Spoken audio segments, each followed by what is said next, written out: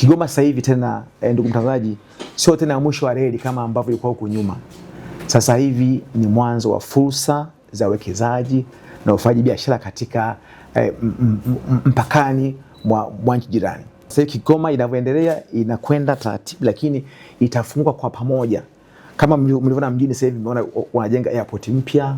Hapa pia kuna ujenzi wa gati kwa ajili ya kutengeneza meli, shipyard, lakini pia serikali imeshaingia mkataba wa kujenga meli 3 kupitia wenzetu wa Tashiko. Kwa hiyo maboresho yote yanavyoenda kwenda including pia na ujio wa SGR. Kutoka kwamba Kigoma miaka 3-4 inayokuja utakuwa ni tofauti kabisa. Uchumi wako utafunga kwa ukubwa sana, na hivyo biashara zitaita investors wengi sana. Kama umeshuhudia hata wakati unakuja huku ukifanikiwa kupanda ndege, nusu ya ndege utaona ni investors ni wa China wanakuja huku. Kwa sababu sasa hivi umefikia mahali sasa mkoa sasa hivi watu wameutambua kwamba ni mkoa muhimu, na hivyo utaweza kufungua pia uchumi wa eneo hili. Umesema kuhusu wenzetu wa nchi jirani kutegemea vitu vingi sana kutoka kwetu, ambalo linafungua fursa za wafanyabiashara kutoka huko nyumbani kupeleka bidhaa kule. Ndio. Labda ni kwa namna gani ambavyo kabla ya hizo fursa zingine ambazo zitaambatana na kukamilika kwa miradi, kwa kipindi hiki cha ujenzi wa miradi, kuna fursa zipi ambazo zinaendana na utekelezaji wa hiyo miradi ambazo wananchi wanapaswa kuzijua na waone namna gani wanaweza wakanufaika nazo? Ni kweli kama ulivyosema, ujio huu wa miradi hii mikubwa ni kwamba unafungua fursa nyingi sana kwa wazawa au wakazi wa maeneo haya. Of course, kwanza tunapata ajira kwa ajili ya raia wa maeneo haya. Kwa hiyo lazima katika vikao vyetu vya na hawa wawekezaji tumekubaliana kwamba waangalie kwanza ndani kutoa ajira kwa vijana wa maeneo haya. Kwa hiyo ajira itakuwa nje na vijana wengi watapata ajira na watafanya kazi.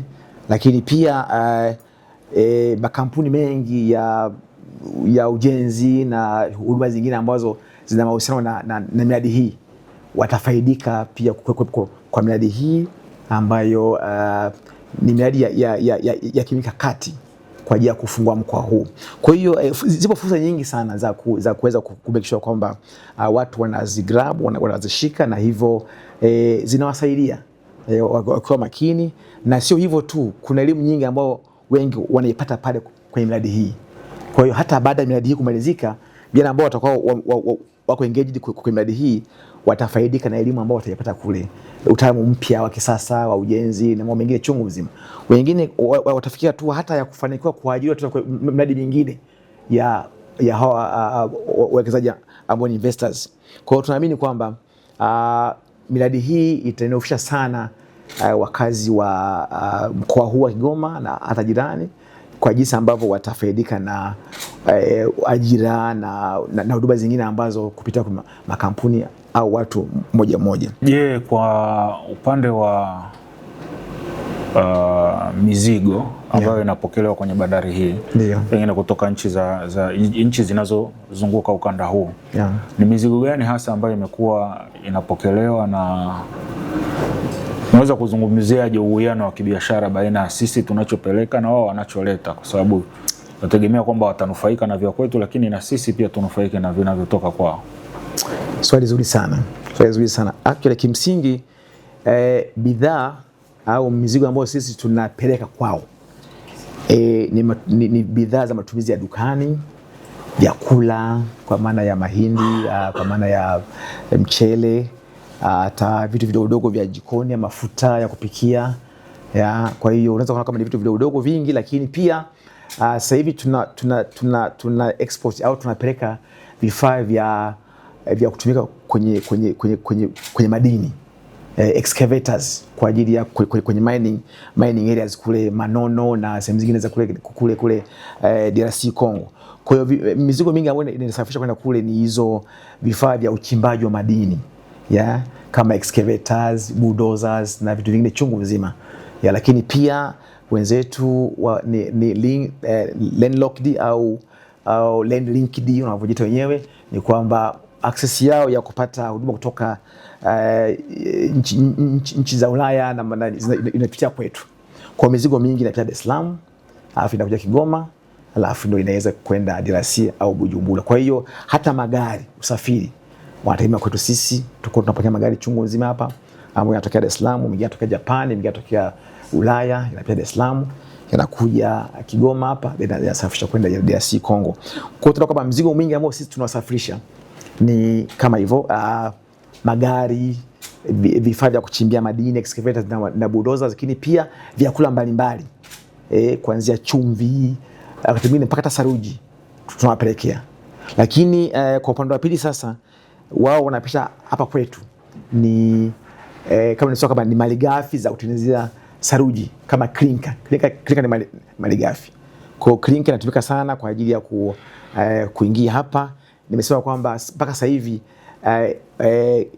product hiyo ya clinker ndo ina command business katika bandari ya Kigoma, kwa maana kwamba mzigo mwingi sasa hivi ni clinker, ni almost 80% ya mzigo ambao unakuja hapa ni clinker kutoka DRC Congo. Moja clinker nyingine inabaki Kigoma hapa, nyingine inapelekwa Kigali kwa viwanda vyao vya China. Kwa hiyo ni kwamba mzigo mwingi unaokuja kutoka nchi jirani, of course nimesema clinker, lakini pia sasa hivi tunategemea kupokea madini kutoka DRC Congo, madini mengi. Hii kampuni ambayo imechukua bandari hapa ina vitalu vya madini kule Manono.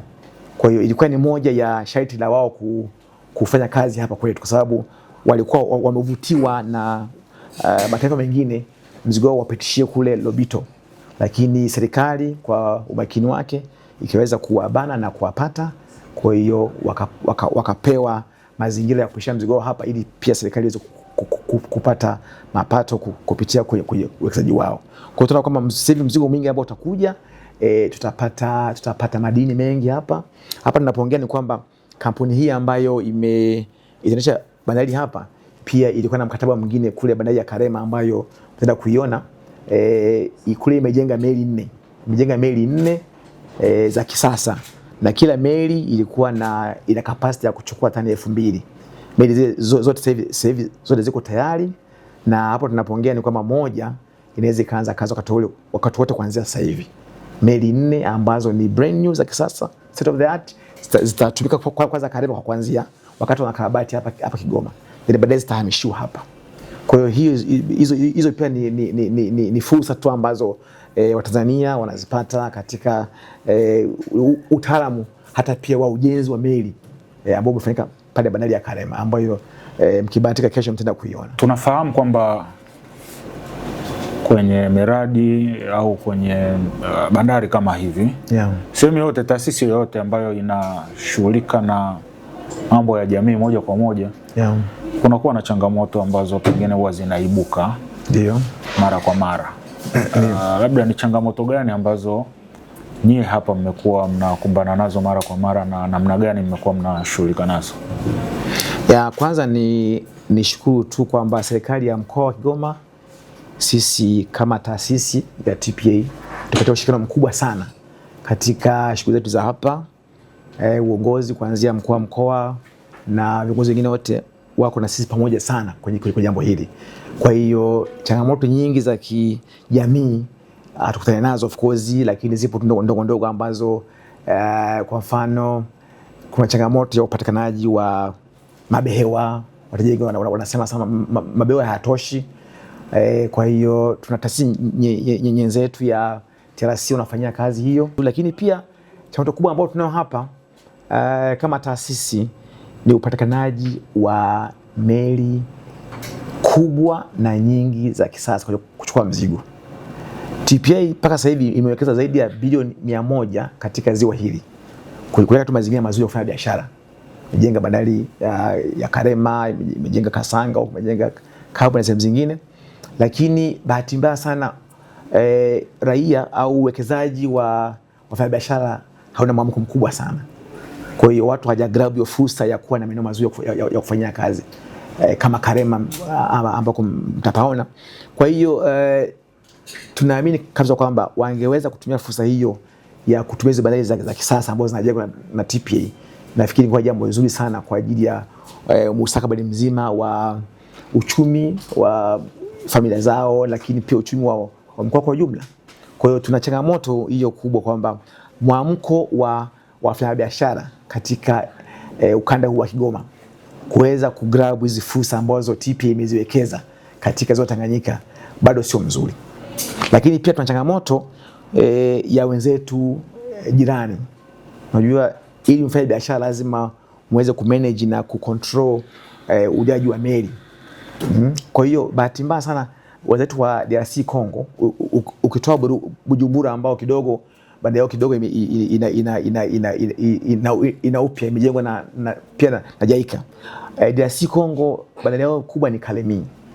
Ni kongwe sana, yani imechakaa sana, kiasi kwamba hata huduma zake ni ngumu. Hapa sasa tunapoongea ni kwamba meli sasa kule zikienda mzigo kule hauteremshwi.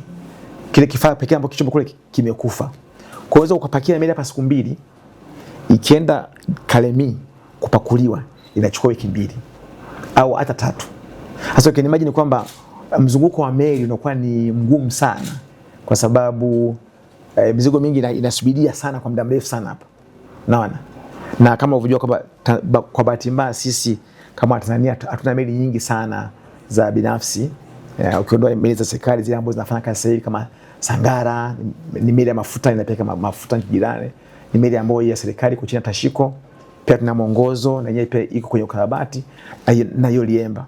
Lakini kwa watu binafsi si meli nyingi sana za Tanzania. Ipo tu meli ya Malagarasi na pia Malagarasi ziko 2, moja na 2, lakini meli nyingi ni za nchi jirani, DRC Congo na Burundi. Kwa hii pia ni changamoto kubwa, kwa sababu tunataka tu improve katika eneo hilo la uwekezaji kwenye vyombo vya majini, ili tuweze kugrab hizo fursa ambazo TPA imeweza kuziwekeza katika ziwa Tanganyika.